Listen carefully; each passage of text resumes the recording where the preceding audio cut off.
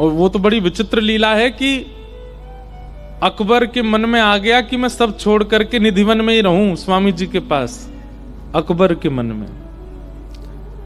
तब स्वामी जी ने मन में विचार किया कि भैया जे अगर यहां आ गए हो तो यहाँ के पीछे इतनी भीड़ आ जाएगी, हमारा भजन छूट जाएगा। स्वामी जी ने आज्ञा कर दी, भैया उसको सेवा दे दी, तू वहीं रहे और तू वृंदावन की सेवा करते रहे, हमारो चित्र बनवा ले जा आदि आदि। और उसको आज्ञा कर दी, जब जब तेरो मन हो वृंदावन को तो बस नेत्र बंद करके ध्यान करियो, तो जहां बैठे को वहीं वृंदावन तो को दिखने लगेगा। इसका मतलब यह बात प्रमाणित करता है कि वृंदावन अचल नहीं है, वृंदावन सचल है। वृंदावन चलता फिरता है, बस उसको प्रकट करने वाला कोई स्थिति वाला चाहिए। श्री विठलदास जी निकल गए।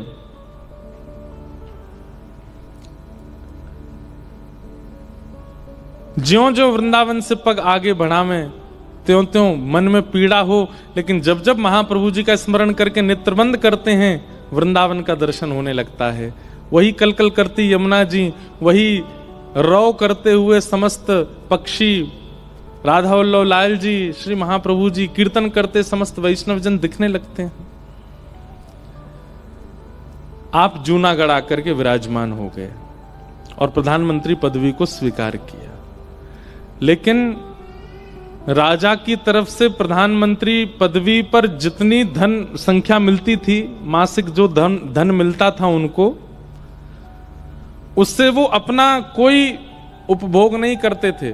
जितना धन उनको प्रधानमंत्री पदवी पर मिलने पर मिलता था, उस धन से वो क्या करते थे? अश्व खरीदते थे, घोड़े खरीदते थे।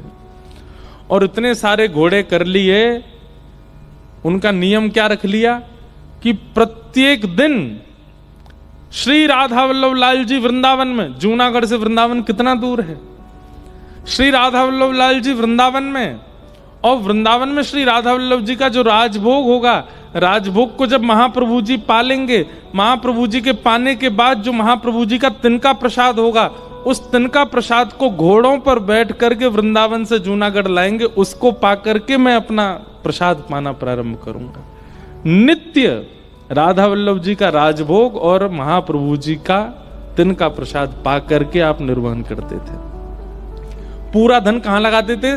वृंदावन से लेके जूनागढ़ तक जितने सिपाही बीच में लगे थे, एक घोड़े से दूसरे घोड़े तक दौड़ के जाते थे प्रसादी देने के लिए। जैसे किलोमीटर बंटे थे, 4 किलोमीटर एक घोड़ा जाएगा, फिर वहां कोई मिलेगा सिपाही उसको देंगे, वो 4 किलोमीटर दौड़ेगा, फिर वो आगे 4 किलोमीटर, ऐसे वृंदावन से नित्य महाप्रसाद आता था। कहां? जूनागढ़। और आप अपना पूरा धन, राजकोष का धन नहीं, जो प्रधानमंत्री को प्राप्त होता, वो पूरा धन उसी में लगा देते थे। ऐसा समर्पण। अब सोचो, हमें वृंदावन मिलेगा, हमें वृंदावन बसेगा, हमने किया क्या है वृंदावन के लिए जो वृंदावन हमें प्राप्त हो? केवल रज माथे पर लगा लेते हैं, राधा मुख से उच्चारण कर लेते हैं, एकादशी व्रत कर लेते हैं, कंठी माला पहन लेते हैं, ब्रह्मचर्य का पालन कर लेते हैं, आसन पर बैठ करके थोड़ा ध्यान कर लेते हैं, कथा सत्संग सुन लेते हैं। इसमें ही हमको लगने लगता है वृंदावन हम पे कृपा क्यों नहीं कर रहा है? क्या ये बहुत है वृंदावन प्राप्ति के लिए? जिनको वृंदावन मिला है उनका देखिए तो सही स्थिति, उन्होंने क्या किया है वृंदावन के लिए, तब जाकर के वृंदावन प्राप्त हुआ। विठलदास जी का चरित्र में एक कथा आती है कि ये द्वारिका गए दर्शन करने के लिए। तो जैसे द्वारिका गए राजा के साथ, तो राजा ने दर्शन किए, सब लोगों ने दर्शन किए, लेकिन विठलदास जी दर्शन करने नहीं गए द्वारिकाधीश जी के। तो राजा ने कहा, ए विठलदास, सब लोग दर्शन करके आए, तुमने दर्शन क्यों नहीं किए? तो विठलदास जी कहते हैं, हम बिना किशोरी जी वाले ठाकुर जी को नहीं देखते। किशोरी जी बगल में बैठेंगे तब हम ठाकुर जी को दर्शन करेंगे। हमारे ब्रज में एक पद गाया जाता है, ये हम द्वारिकाधीश जी को चिढ़ा करके गाते हैं ये वाला पद। हमारो मुरली वारो श्याम, हमारो मुरली वारो विठलदास जी दर्शन करने नहीं गए द्वारिकाधीश के? बोले बिन मुरली बनमाल चंद्रिका नहीं पहचानत नाम। मुरली तो है नहीं, चंद्रिका तो है नहीं, वनमाला तो पहनी नहीं, ये हमारे ठाकुर जी थोड़े ही हैं। अरे भैया ये द्वारिकाधीश ही हैं आपके। बोले द्वारिका में इतनी दूर वृंदावन से हमारे ठाकुर जी नहीं रहते। हमारे ठाकुर जी तो केवल कहा, नंदीश्वर गोकुल बरसानो, नंदीश्वर गोवर्धन गोकुल बरसानो विश्राम, नागरी दास द्वारिका मथुरा, यहां कौन सो काम। हमारे लाला तो वहीं रहे। तो विठलदास जी की इस बात पर राजा को क्रोध आ गया। बोले तुम भगवान का अपमान कर रहे हो। ठाकुर जी के धाम में आकर के, द्वारिकाधीश के सामने आकर के तुम कहते हो कि वो भगवान नहीं है, ये आपके वृंदावन के लाला नहीं है। बोले बहुत बड़े भगत बनते हो, यदि ऐसा तुम्हारा भाव है तो अपने भजन भाव से, अपने प्रेम भाव से कुछ दिखाओ हमको, जिससे हम ये मान लें कि तुम्हारी बात में सत्यता है। विठलदास जी ने तुरंत अपना जो बगलबंदी पहनी थी उसका एक तना खोल करके जैसे ही दिखाया, उनके वक्ष में ही एक मानो जैसे प्रतिबिंब जैसा प्रकट हो गया, एक जैसे माने कोई दृश्य जैसा प्रकट हो गया। यमुना जी बह रही हैं, सुंदर मयूर नृत्य कर रहे हैं, सुंदर सघन कुंज जो है वो विचरण ऐसे झूम रही है। वहीं श्री राधा वल्लभ जी, वहीं श्री बिहारी जी, वहीं श्री गोविंद देव जी, गोपीनाथ जी, सब लोग, सबके दर्शन हो रहे हैं। वैष्णव जन एक साथ जाकर के गोविंद देव जी का दर्शन कर रहे हैं, नाद स्वर प्रकट कर रहे हैं। रोम रोम में वृंदावन का दर्शन, वस्त्र उतार करके दिखाए तो संपूर्ण वृंदावन उनके तन में व्यवस्थित था। राजा समझ गए, बोले भैया तुम कोई सामान्य नहीं हो, तुम तो कोई ठाकुर जी की नित्य सखी हो, तुम तो नित्य सहचरी हो। हमें लगता है हमने तो जबरदस्ती तुमको यहां पर ये प्रधानमंत्री पदवी स्वीकार करने के बुला लिया, लेकिन तुम तो ठाकुर जी की कोई नित्य सखी। और उसके बाद श्री विठलदास जी को आज्ञा दे दी कि आप अब वृंदावन में ही विराजो, और आप श्री वृंदावन आकर के व्यवस्थित हो गए। तो कहने का अभिप्राय क्या है? वृंदावन सचल है, वृंदावन अचल नहीं है। जहां कोई प्रेम युक्त होकर के वृंदावन को बस भज ले, पुकार ले, वृंदावन वहां प्रकट हो जाता है। और वृंदावन को प्रकट करने के लिए सबसे पहले, लिखते जाइएगा, सबसे पहला त्याग। कोई सूक्ष्म वस्तु का एक छोटा सा त्याग आवश्यक है। दूसरा, गुरु निष्ठा, वैष्णव निष्ठा और रसिकों में निष्ठा। रसिक जनन की सेवा पाऊं, रसिक जनन की सेवा पाऊं, प्यारे राधा रमण के दर्शन पाऊं, प्यारे राधा रमण के दर्शन पाऊं। कृपा अभिलाषी जी, राधिका रानी जी, कृपा अभिलाषी जी, राधिका रानी जी। ओ सुन लो अर्ज हमारी, हमारी रहूं ब्रज रज को पासे, रहूं ब्रज रज को पासे। रसिक जनों की सेवा और गुरु जनों की आज्ञा। देखो सबसे बड़ी गुरु सेवा क्या है बताओ? गुरु जी को लिफाफा देना, ये बहुत बड़ी सेवा है। गुरु जी के आश्रम की मरम्मत करवा देना, ये बहुत बड़ी सेवा है। गुरु जी को भोजन प्रसाद पवा देना, गुरु जी के वस्त्र बनवा देना, गुरु जी को ये सब सेवा नहीं है गुरु जी की। गुरु की सबसे बड़ी सेवा केवल एक है, गुरु की आज्ञा का पालन, बस। जो गुरु आज्ञा कर देते हैं उस पर दूसरा विचार ना करके उस आज्ञा का पालन सबसे बड़ी सेवा है गुरु की। अगर गुरु जी के मुख से एक बार निकल जाए कि अभी वृंदावन मत आओ, तो जब तक दोबारा नहीं कहते कि आ जाओ तब तक जाना ही नहीं है। गुरु सेवा का सबसे बड़ा स्वरूप यदि कुछ है तो गुरु आज्ञा का पालन, गुरु आज्ञा का पालन। तो सबसे पहला त्याग और दूसरा गुरु आज्ञा का पालन, गुरु सेवा का पालन, गुरु निष्ठा का पालन। मन में भाव आता है, लोग बाग पूछते हैं क्या गुरु आवश्यक है जीवन में? हाँ, आवश्यक तो है।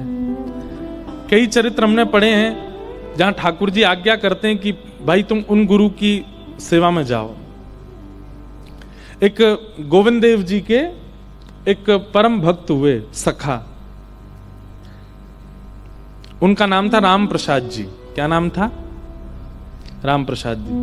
बाद में उनका नाम पड़ गया था जयराम बाबा। बाद में वो बाबा बन गए थे, गौड़िया वैष्णव संप्रदाय के महात्मा थे।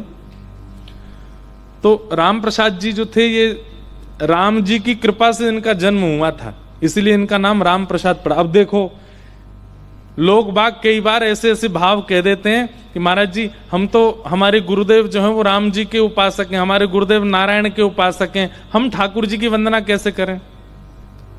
इस बात को चित्त से निकाल दीजिए कि आपकी उपासना पद्धति से आपकी प्रेम लक्षणा भक्ति की पद्धति मिटेगी नहीं। मीराबाई का गुरु मंत्र राम नाम था, वो भजन ठाकुर जी का करती थी, लेकिन मीराबाई एकांत में बैठ के क्या भजती थी? राम राम राम राम राम राम, राम जी को भजती थी। और राम जी की कृपा से उनको कृष्ण भक्ति प्राप्त हुई। तो राम प्रसाद जी का जन्म कैसे हुआ? इनका नाम राम कृपा प्रसाद ऐसे कुछ नाम था, मैं कल और विस्तृत इनका चरित्र सुनाऊंगा। तो इनका जन्म ऐसे हुआ कि इनके जो पिताजी थे वो जयपुर में विराजते थे। तो इनके, ध्यान से सुनो, ने कथा मुझे अभी याद आई है अचानक कहीं से, मैं सुना दूं आपको। इनके जो दादाजी थे, राम प्रसाद जी के जो दादाजी थे, उनकी अकस्मात मृत्यु होने पर उनके पिताजी ने, राम प्रसाद जी के पिताजी ने ब्रह्मचर्य में रहना स्वीकार किया कि मैं विवाह नहीं करूंगा। अपने पिता की मृत्यु से इतने परेशान हो गए कि वन में जाकर के ब्रह्मचर्य का पालन करने लगे और वानप्रस्थी हो गए, बिना गृहस्थ में गए वानप्रस्थी हो गए। इतना भजन किया राम जी का कि राम जी प्रसन्न हो गए, और राम जी प्रसन्न होकर के दरबार सहित प्रकट हुए। राम जी, सीता जी, लक्ष्मण जी, भरत जी, शत्रुघ्न जी, हनुमान जी, और सब प्रसन्न हुए। तो प्रसन्न होकर के जंगल में प्रकट हो गए। प्रकट होकर इनको दर्शन दिए, तो दर्शन करके इन्होंने प्रणाम करके कहा, भगवान मुझे आप अपने संग ही ले चलो। तो राम जी ने इनको आज्ञा की, नहीं हम तुमसे कुछ आज्ञा करने आए हैं। बोले क्या? तुम विवाह करो, गृहस्थ आश्रम में प्रवेश करो। और ऐसा कहकर के राम जी तो वहां से अंतर्ध्यान हो गए, और ये बेचारे विचलित हो गए कि मैं तो सब छोड़ करके वन में आया, और ठाकुर जी आकर के केवल 2 शब्द बोल गए कि गृहस्थाश्रम में प्रवेश करो, और चले गए। आपने आकर के फिर अब यूं सोचे ब्याह करूं तो किससे करूं? ठाकुर जी तो कह गए ब्याह करो। अब जो भी इनके घर आता, उससे विद्वान तो थे, इनसे आकर के जो भी ब्राह्मण मिलते, बुजुर्ग थोड़े से, धीमे से पूछते आपकी बेटी है? तो सामने बोलते हाँ है। तो ब्याह हो गया उसका? तो कह देते हाँ हो गया। तो ये बेचारे नीचे नजर करके बैठे रहते, हाँ हूं करते रहते। लेकिन कोई कहता आपकी बेटी है? हाँ है। ब्याह हो गया? नहीं हुआ। हम कैसे वर रहेंगे आपकी बेटी के लिए? वो कोई अपने आप कैसे कह सकता भाई? लेकिन राम जी की आज्ञा हो गई, इसलिए इनको ये लगा कि अब तो मुझे ब्याह करना है। और तब इनका एक सुंदर ब्राह्मण थे, उन्होंने अपनी पुत्री के साथ में इनका विवाह किया। और तब इन दोनों का जो प्रथम पुत्र हुआ, उसका नाम इन्होंने राम प्रसाद रखा कि भाई ये राम जी की कृपा से हुआ, इसलिए इसका नाम राम प्रसाद। तो वो राम प्रसाद जी थे, छोटी सी अवस्था उनकी। तो जयपुर में गोविंद देव जी के मंदिर में गोविंद देव जी के सेवायत गोस्वामी के जो बालक थे वो राम प्रसाद जी की उम्र के ही थे, छोटे छोटे थे सब। तो उनके साथ राम प्रसाद जी खेलने के लिए मंदिर में जाते थे। बहुत ध्यान से सुनना, बड़ा अच्छा चरित्र याद आया अचानक। तो गोविंद देव जी में मंदिर में खेलने जाते थे, तो उनको ऐसा लगता था कि गोस्वामियों के 3 बालक हैं, 2 तो मेरे साथ खेलते हैं और एक सज धज के मंदिर में खड़ा रहता है। गोविंद देव जी बोले ये वाला जो बालक है जो मंदिर में बैठा है ना, ये शायद गोसाई जी को बहुत ज्यादा अच्छा लगता है, इसलिए देखो रोज इसको कभी लाल पीतांबरी, कभी पीली पीतांबरी, सोने के आभूषण, हाथों में कड़ूले, पाम में पाजे, मोर मुकुट, कानों में कुंडल और ऐसा तिलक विलक लगा के इतना सुंदर करके तैयार करके उस बालक को तो सिंहासन पे बैठा के रखते हैं। और ये 2 थोड़े कम प्रिय हैं, ये 2 मेरे साथ खेलते हैं। कैसा उनका सहज बाल स्वभाव।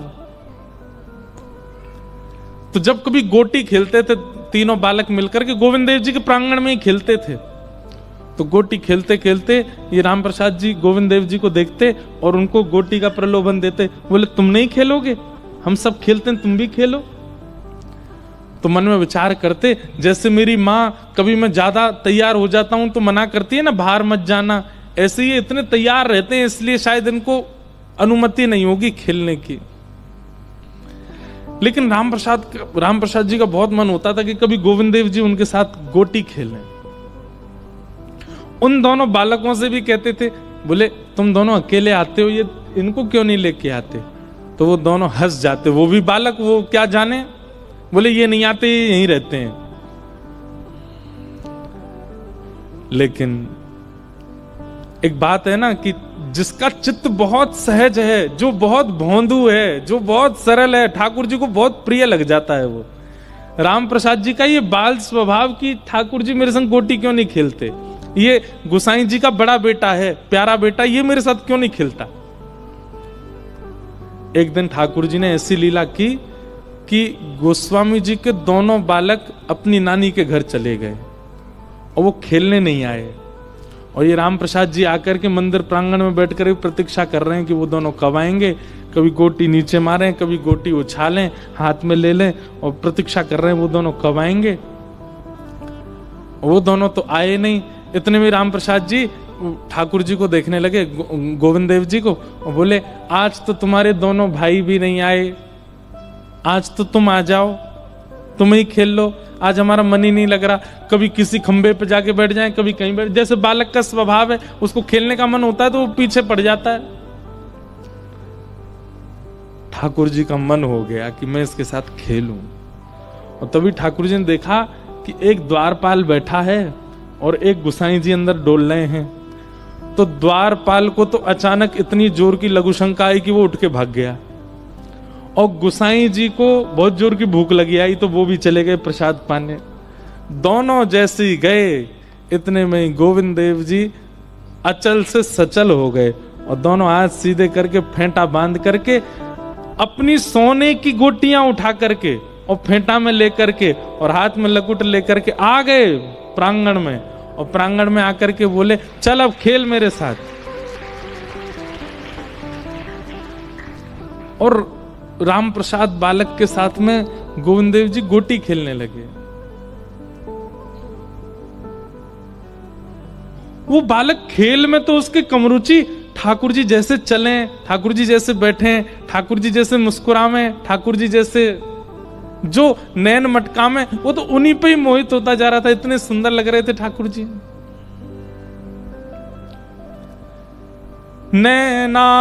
नैनाभिराम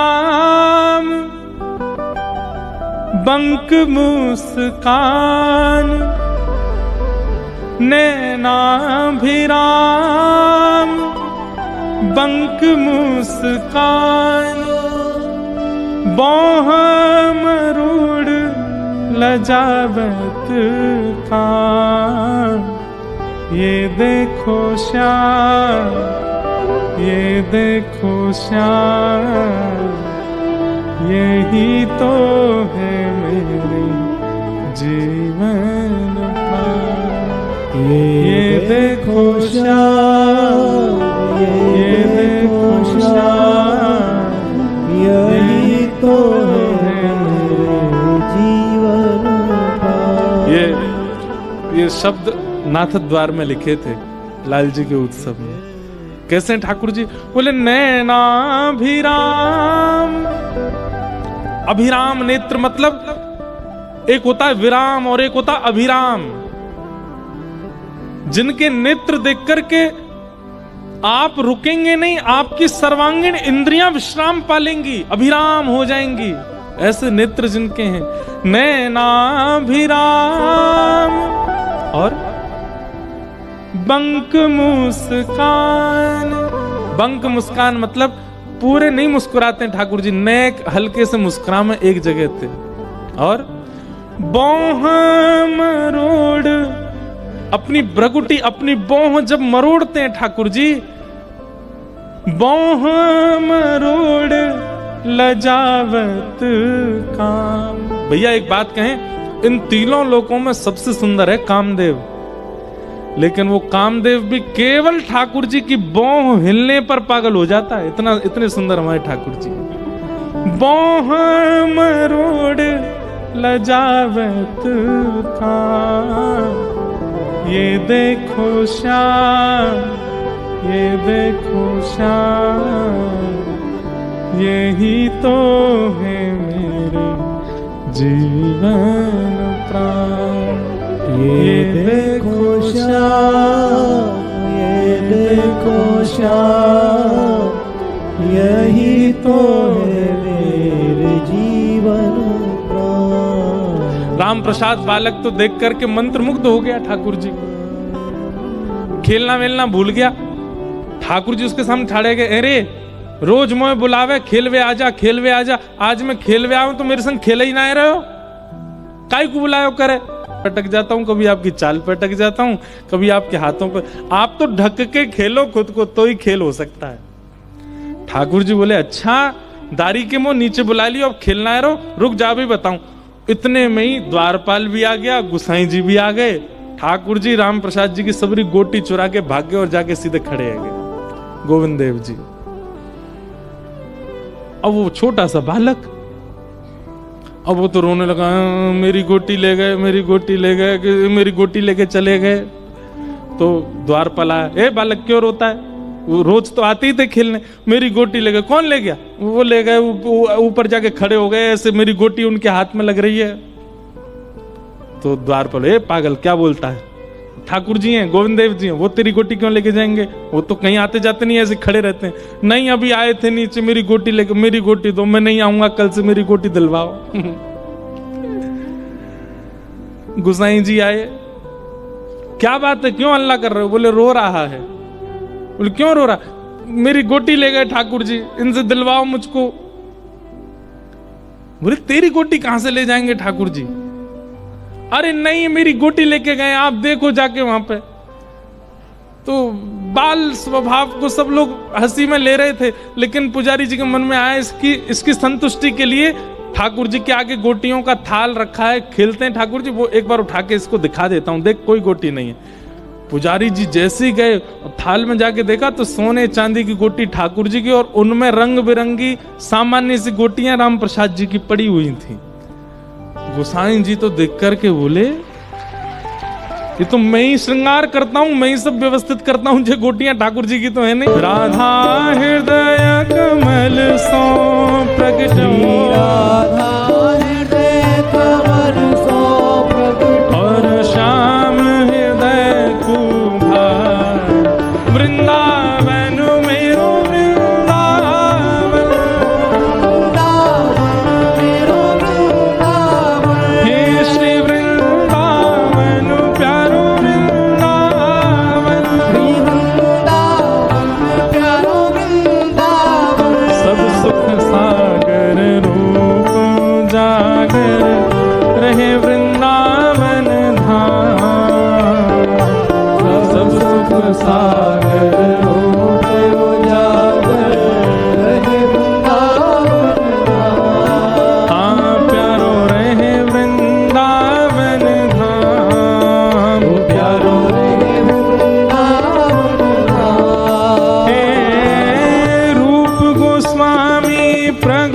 कियो जहाँ रूप गोस्वामी प्रकट कियो रूप गोस्वामी प्रगट कियो जहाँ रूप गोस्वामी प्रकट कियो राधा गोविंद रूप निधान वृंदावन मेरो वृंदावन वृंदावन मेरो वृंदावन हे श्री वृंदावन प्यारो वृंदावन वृंदावन प्यारो वृंदावन रूप गोस्वामी प्रगट कियो जहाँ रूप गोस्वामी प्रकट कियो राधा गोविंद रूप निधान वृंदावन मेरो वृंदावन वृंदावन मेरो वृंदावन हे श्री वृंदावन प्यारो वृंदावन श्री वृंदावन प्यारो वृंदावन बिहरत निसदन कुंज गलन में ब्रज जन मन सुख धाम रत निषदन कुंज गलिन में ब्रज जन मन सुख हाँ प्यारो ब्रज जन मन सुख धाम प्यारो ब्रज जन मन सुख हे मदन मोहन को रूप निरख के मदन मोहन को रख दे श्री मदन मोहन को रूप निरख के मदन मोहन को रूप निरख हे सनातन बल बल जा वृंदावन मेरो वृंदावन वृंदावन मेरो वृंदावन हे श्री वृंदावन प्यारो गोपीनाथ हे मधु पंडित जिन कंठ लगायो पंडित जिन कंठ लगायो श्री मधुसूदन जिन कंठ लगायो मधुसूदन जिन भुजा उठा के जहाँ है रही जय जयकार वृंदावन मेरो वृंदावन वृंदावन मेरो वृंदावन हे श्री वृंदावन प्यारो वृंदावन वृंदावन प्यारो वृंदावन मधु पंडित जिन कंठ लगायो मधु पंडित जिन कंठ लगायो और है रही जय जयकार वृंदावन मेरो वृंदावन वृंदावन मेरो वृंदावन हे श्री वृंदावन प्यारो वृंदावन वृंदावन प्यारो वृंदावन गोपाल भट्ट झुकी हृदय वेदना प्रगट्यो शालिग्राम श्री गोपाल भट्ट के हृदय वेदना प्रगटो शालिग्राम हे श्री गोपाल भट्ट झुकी हृदय वेदना प्रगट्यो शालिग्राम श्री गोपाल भट्ट के हृदय वेदना प्रगटो शालिग्राम रूप सुधा को खान हमारो सुधा को खान हमारो वृंदावन में सब ते न्यारो वृंदावन में सब ते न्यारे हे रूप सुधा को खान हमारो रूप सुधा को खान हमारो हो प्यारो राधा रमण झूला वृंदावन में वृंदावन वृंदावन मेरो वृंदावन हे श्री वृंदावन प्यारो वृंदावन वृंदावन प्यारो वृंदावन रूप सुधा को खान हमारो सुधा को खान हमारो हे वृंदावन में सब ते न्यारो वृंदावन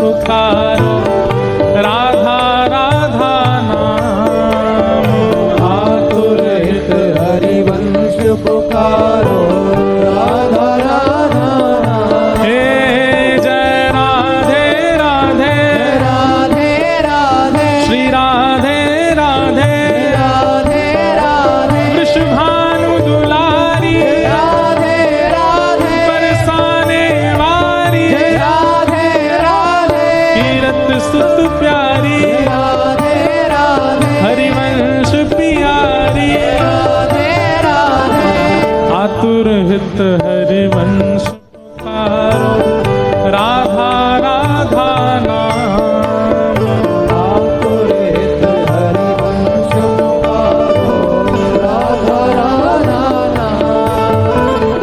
सघन कुंज यमुना तट आयो गगन कुंज यमुना तट आयो मदन टेर वृंदावन आयो मदन टेर वृंदावन ओ आयो प्यारो राधा वल्लभ लाल वृंदावन मेरो वृंदावन वृंदावन मेरो वृंदावन हे श्री वृंदावन मेरो वृंदावन वृंदावन मेरो वृंदावन मदन टेर वृंदावन आयो मदन टेर वृंदावन आयो हे सघन कुंज यमुना तट आयो गगन कुंज वृंदावन आयो प्यारो राधा वल्लभ लाल वृंदावन मेरो वृंदावन वृंदावन मेरो वृंदावन हे श्री वृंदावन प्यारो वृंदावन वृंदावन प्यारो वृंदावन श्री राधा वल्लभ लाल की हे जुगल किशोर कुलाड़ लड़ायो नवल कुंज ही अमारे जुगल किशोर कुलार लड़ायो धवल कुंज ही गायो हे जुगल किशोर कुलाड़ लड़ायो नवल कुंज ही अमार जुगल किशोर कुलार लड़ायो धवल कुंज ही गायो हे कुंजन कुंजन की रजधारे कुंजन की रजधार हाँ कुंजन कुंजन की रजधारे कुंजन की रजधार ओ हरि व्यास युगल यशगार वृंदावन मेरो वृंदावन वृंदावन मेरो वृंदावन हे श्री वृंदावन प्यारो वृंदावन वृंदावन कुंजन की ओ रजधार हरि व्यास युगल यशगार वृंदावन मेरो वृंदावन वृंदावन मेरो वृंदावन हे श्री वृंदावन प्यारो वृंदावन वृंदावन प्यारो वृंदावन भुवन चतुर्दश की सुंदरता निधिवन करत बिहार भुवन चतुर्दश की सुंदरता जीवन करत विहार भुवन चतुर्दश की सुंदरता निधिवन करत बिहार भुवन चतुर्दश की सुंदरता जीवन करत विहार श्यामा प्यारी कुंज बिहारी श्यामा प्यारी कुंज बिहारी श्यामा प्यारी बांके बिहारी श्यामा प्यारी बांके बिहारी ये भाव तो सब भुजा उठा के गाओ और खूब बेग से गाओ श्यामा प्यारी कुंज बिहारी श्यामा प्यारी कुंज बिहारी हे श्यामा प्यारी बांके बिहारी श्यामा प्यारी बांके बिहारी और जय जय श्री हरिदास वृंदावन मेरो वृंदावन वृंदावन प्यारो वृंदावन हे श्री वृंदावन प्यारो वृंदावन वृंदावन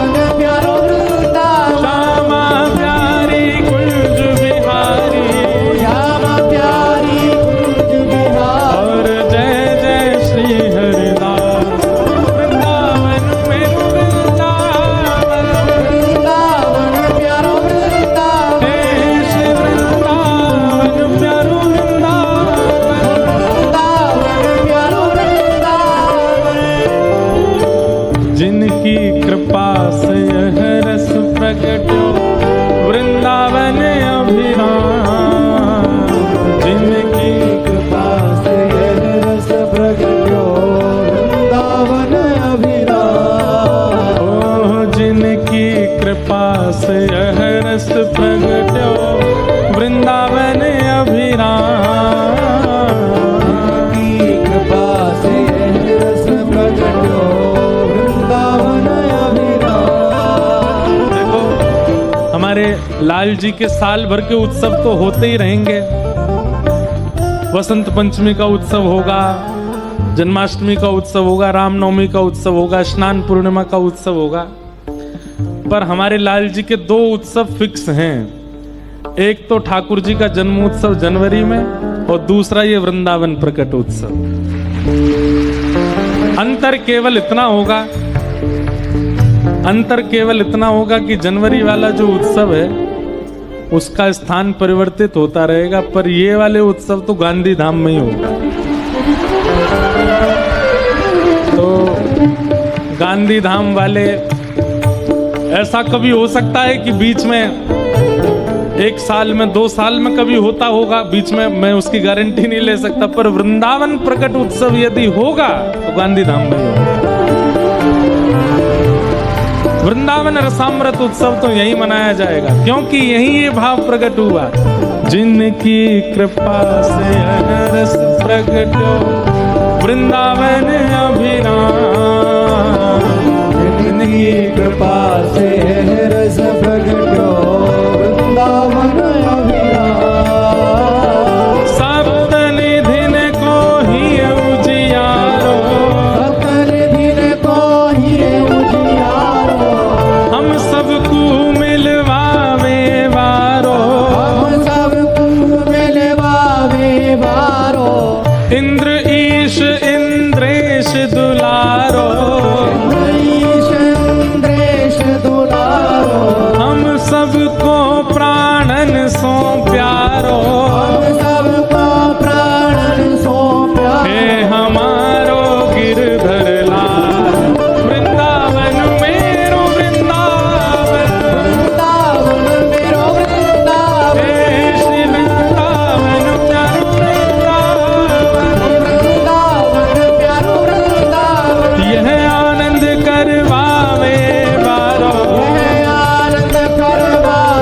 वारो, हम सबको मिलवावे वारो, हे हमारो गिरधर लाल वृंदावन मेरो वृंदावन, हे श्री वृंदावन प्यारो वृंदावन।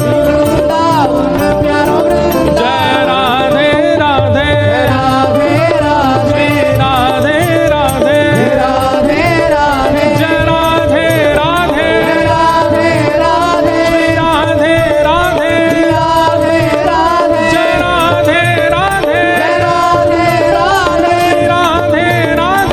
राधे,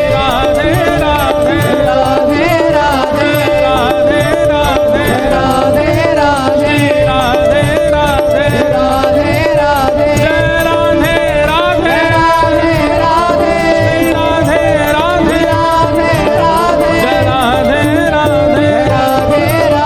श्री राधे राधे, जय राधे राधे श्री राधे राधे, जय जय श्री राधे, जय जय श्री राधे, जय जय श्री राधे।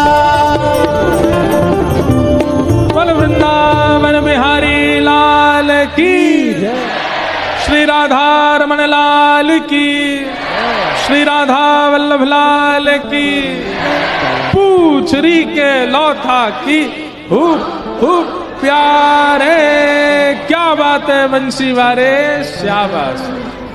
द्वारिकाधीश की। आप सब लोग समय का ध्यान रख ही रहे हैं, 4 से 7 तक का समय है। सब लोग बिल्कुल समय से आकर के अपना स्थान ग्रहण करें। अब बाल कृष्ण प्रभु की आरती गा करके आज के उत्सव को विराम। 3 दिन का और शेष है, बिल्कुल समय का ध्यान रख के सब लोग आइए। सबको जय श्री कृष्ण, जय श्री कृष्ण, जय सिया राम, जय सिया राम।